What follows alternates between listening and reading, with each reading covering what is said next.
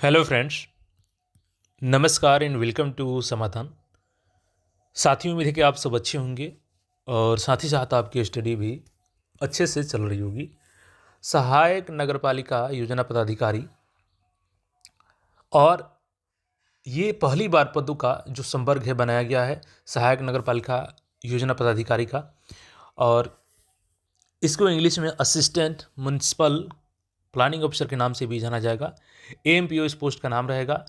पद की अगर हम लोग लेवल की बात करें तो लेवल 7 का ये पद क्रिएट किया गया है और पहली बार इस संवर्ग से भर्ती होने जा रही है। एएसओ से भी कहीं ना कहीं ये वर्सेटाइल पोस्ट है, क्योंकि एएसओ आपको एज ए ऑफिस में ही आपको काम करना पड़ता है, लेकिन यहाँ पे आपको वर्सेटाइल देखने को मिलेगा इस पोस्ट का नेचर। तो ऑल चीज़ों को जानेंगे इसमें हम लोग।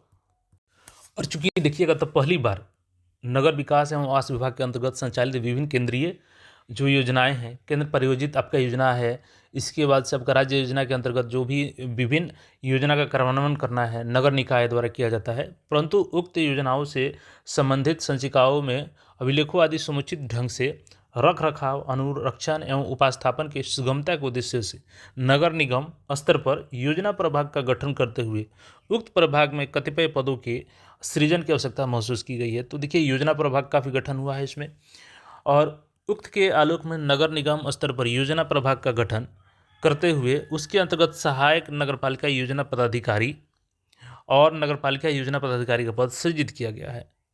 तो इनका देखिएगा दो पोस्ट यहाँ पे क्रिएट किया गया है। एक तो आपका हो गया सहायक नगरपालिका योजना पदाधिकारी, जो कि नॉन गजेटेड इन नेचर है, और जस्ट इसका जो प्रमोशन होगा आपको सीधे इसके बाद आप गजेटेड अफसर बनेंगे और किस पद पर जाएंगे तो नगरपालिका योजना पदाधिकारी। तो चलिए इसके बारे में हम लोग और चीज़ों को जानते हैं।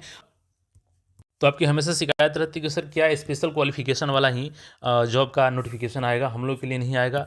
तो देखिए यहाँ पे मैक्सिमम लोग फॉर्म को भर पाएंगे। आखिर इसके लिए योग्यता क्या है, सारा चीज़ हम लोग चलिए देख लेते हैं। वीडियो में आगे बढ़ने से पहले आपको बता दें साथियों कि देखिए, किसी भी कंपटीशन की अगर आप तैयारी कर रहे हैं तो सबसे ज़रूरी होता है कि आप जो भी तैयारी कर रहे हैं मॉक टेस्ट से जांचें अपने आप को और प्रीवियस ईयर क्वेश्चन को सॉल्व करें, जिससे कि पैटर्न का पता चल सके। और इसके लिए टेक्स्ट बुक की तरफ से अगर आप पास प्रो लेना चाहते हैं तो अभी उम्मीद की किरण सेल चल रहा है, जो कि 19 से 20 फेब के बीच में ये लाइव रहेगा, आज से कल तक। Yearly text book pass pro अगर आप लेना चाहते हैं तो केवल 351 रुपये में आपको मिल जाएगा। Yearly text book pass pro max आपको केवल 439 रुपये में मिल जाएगा। आपको करना क्या है कि सिंपली कूपन कोड यूज करना है SBYA और इंस्टेंटली आपको 12% का डिस्काउंट मिल जाएगा। तो लिंक डिस्क्रिप्शन में है, जाइए परचेज कीजिए और अपने तैयारी को बेहतरीन कीजिए। तो चलिए और चीज़ों को हम लोग यहाँ पर समझ लेते हैं। देखिए, सबसे पहले नई नियम वाली इसके लिए बन चुकी है बिहार नगर पालिका। देखिएगा यहाँ पे बिहार नगर पालिका योजना सेवा नियमावली 2025, और यहाँ पे राजपत्र में प्रकाशन इसका हो चुका है। अधिनियम क्या है? बिहार नगरपालिका संशोधन अधिनियम 2007 में किया गया है इसको। आयोग से अभिप्रेत है बिहार लोक सेवा आयोग। देखिए, आप लोग की बार बार शिकायत रहती है जैसे कि BSSC से अगर वैकेंसी होगा तो फिर तो इसका कोई मतलब ही नहीं है, ना सही से एग्जाम होगा ना समय पे एग्जाम होगा। तो बिल्कुल ये शिकायत यहाँ पे आपको देखने को नहीं मिलेगी, क्योंकि यहाँ पे जो आपकी आयोग है वो किसको दिया गया है ये जिम्मा इस भर्ती को करने के लिए, तो बिहार लोक सेवा आयोग को दिया गया है। BPSC के माध्यम से ये वैकेंसी ली जाएगी। तो पहला आपका जो कंसर्न रहता है हमेशा, वो चीज़ यहाँ पे प्रॉब्लम नहीं देखने को मिलेगी। दूसरी चीज़ यहाँ पे देखिएगा, तो इसमें कहाँ कहाँ पे जो पोस्टेड होगा आपका, तो जैसे कि नगर पालिका से अभिप्रेत है स्वायत्त शासी संस्था, और इसमें शामिल नगर निगम, नगर परिषद, नगर पंचायत। तो नगर निगम, नगर परिषद और नगर पंचायत, यहाँ पे इनकी आवश्यकता महसूस की गई है कि सहायक नगर पालिका योजना पदाधिकारी का पद सृजन किया जाए, जिससे कि जो वहाँ पे योजनाएं संचालित होती है उसका सही से क्रियान्वयन हो सके, उसका सही से जांच हो सके, और जिनको ये योजना का लाभ मिल रहा है कि नहीं मिल रहा है उन सब की जांच, ये सब इनके जिम्मे रहेगा। तो काफ़ी वर्सटाइल पोस्ट होने वाला है, एएसओ से कहीं ना कहीं बेहतरीन पोस्ट होने वाला है ये आपका। और बात करें किस डिपार्टमेंट से होगी है, तो विभाग देखिएगा नगर निगम एवं आवास विभाग के तहत ये वैकेंसी होगी आपकी नगरपालिका प्रशासन निदेशालय के द्वारा।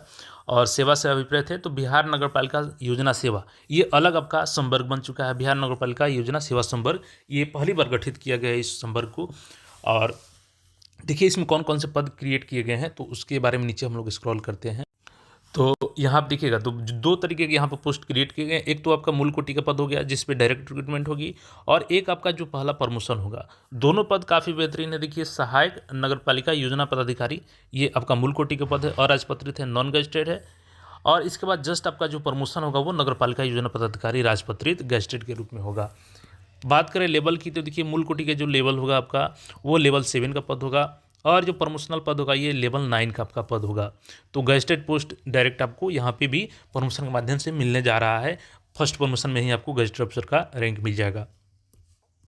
यहाँ पे देख सकते हैं पोस्ट का नाम, कैडर स्ट्रक्चर क्या है, तो न्यू कैडर है असिस्टेंट म्यूनसिपल प्लानिंग ऑफिसर है, नॉन गैजेटेड पोस्ट है, बेसिक ग्रेड इसी पे डायरेक्ट रिक्रूटमेंट होगी। और पहला जो प्रमोशन होगा आपको municipal planning officer gazetted post first promotional level है ये आपका। तो पद काफ़ी यहाँ पे बेहतरीन है। बाकी यहाँ पे देखिएगा इस संवर्ग में नियुक्ति मूल कोटि के पदों पर होगी। मूल कोटि की रिक्तियाँ आयोग की अनुशंसा के आधार पर सीधी भर्ती से भरी जाएगी। तो ऑल जो इसकी वैकेंसी क्रिएट होगी वो टोटल आपको डायरेक्ट रिक्रूटमेंट से भरी जाएगी और यहाँ पे जो मूल कोटि है वो डायरेक्टली भरी जाएगी। देखिए योग्यता की बात करें हम लोग अर्हता, तो ये भी आपको यहाँ पे जो लगातार शिकायत रहती है कि सर केवल स्पेशल क्वालिफिकेशन का ही वैकेंसी आएगा क्या, तो ऐसा नहीं है। देखिए इसमें मूल कोटि के पदों पर सीधी भर्ती के लिए न्यूनतम शैक्षणिक अर्हता किसी परिनियत विश्वविद्यालय से किसी भी विषय में स्नातक की डिग्री होगी। यानी आप ग्रेजुएशन किए हैं किसी भी स्ट्रीम से किसी भी सब्जेक्ट से, कोई दिक्कत नहीं है, आप इस फॉर्म को भर सकते हैं। यानी कि सभी लोग इस पद के लिए एलिजिबल होंगे। मूल कोटि के पदों पर सीधी भर्ती के लिए विषय एवं पाठ्यक्रम का निर्धारण आयोग के द्वारा विभाग के परामर्श से किया जाएगा। तो यहाँ से आपने देख लिया कि इसकी क्वालिफिकेशन क्या है, सिंपल ग्रेजुएशन। इंग्लिश में भी मैं आपको दिखाता हूँ ताकि कन्फ्यूजन ना हो।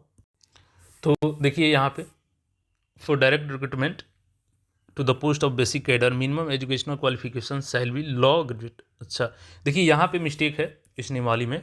मुझे लगता है कि यहाँ पर law graduate by mistake print हुआ है, तो आगे इस पर आयोग सुधार कर लेगी क्योंकि योजना है, तो योजना से संबंधित में आपका लॉ का कोई यहाँ पे जरूरी नहीं बनता है। या तो इंग्लिश वाला गलत है या हिंदी वाला गलत है, लेकिन मुझे लगता है कि ये इंग्लिश वाला हो सकता है कि मिस प्रिंट हो गया हो फॉर द, क्योंकि वहाँ पे कोई भी विषय से आप ग्रेजुएशन किए हैं। मैं दोनों चीज़ें आपको दिखा देता हूँ। देखिए यहाँ पे क्या लिखा गया है, मूल कोटि के पदों पर सीधी भर्ती के लिए न्यूनतम शैक्षणिक अर्हता किसी परिनियत विश्वविद्यालय से किसी भी विषय में स्नातक की डिग्री। यहाँ पे क्लियर लिखा है किसी भी विषय में। अब यहाँ पे थोड़ा सा मिस हो सकता है कि टाइपिंग में एरर हुआ हो, क्योंकि दोनों तो एक ही होना चाहिए।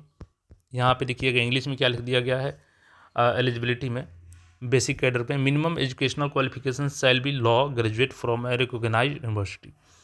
तो चलिए मैं इसको अलग से क्लियर कर लूँगा कि क्यों आखिर यहाँ पे कन्फ्यूजन हुआ है, क्योंकि वहाँ पे तो सिंपल किसी भी विषय से मांगा जा रहा है और यहाँ पे लॉ ग्रेजुएट बोला जा रहा है। बाकी इसकी एज लिमिट की बात करें तो देखिए अगस्त के अनुसार 21 वर्ष काउंट की जाएगी मिनिमम, मैक्सिमम 37 जनरल के लिए, जनरल फीमेल के लिए 40, BC EBC मेल फीमेल के लिए 40 और SC ST मेल फीमेल के लिए 42 होगी। सिलेबस भी इसका बहुत जल्द निर्धारित कर लिया जाएगा। तो ऑल चीज़ों को लेकर हम लोग फिर से इसको अपडेट कर देंगे। क्वालिफिकेशन को लेकर के जो यहाँ पे इंग्लिश और हिंदी में कन्फ्यूजन क्रिएट हो गया है, इसको भी जल्द ही क्लियर कर देंगे। पदों की संख्या की बात करें हम लोग, टोटल नगर निगम, नगर परिषद और नगर पंचायत मिलाकर के इनकी संख्या कितनी है, 261 है। अगर एक एक पद के भी हम लोग यहाँ पर सृजन को मानते हुए चले तो मिनिमम कम से कम 261, हालांकि इससे ज़्यादा ही आपको पदों और वैकेंसी देखने को मिलेगी। और चूँकि यहाँ पे थोड़ा सा वेट करना पड़ सकता है आपको वैकेंसी के लिए, ये वैकेंसी आपको जुलाई के आसपास देखने को मिल सकती है, जून जुलाई के आसपास। और ये क्वालिफिकेशन को लेकर के हम लोग क्लियर कर लेंगे इसको, तो आपको अपडेट कर देंगे फिर से अलग से। बाकी इस पे आपका जो भी राय है कमेंट करके बता सकते हैं और मिलते हैं फिर नए अपडेट में। धन्यवाद।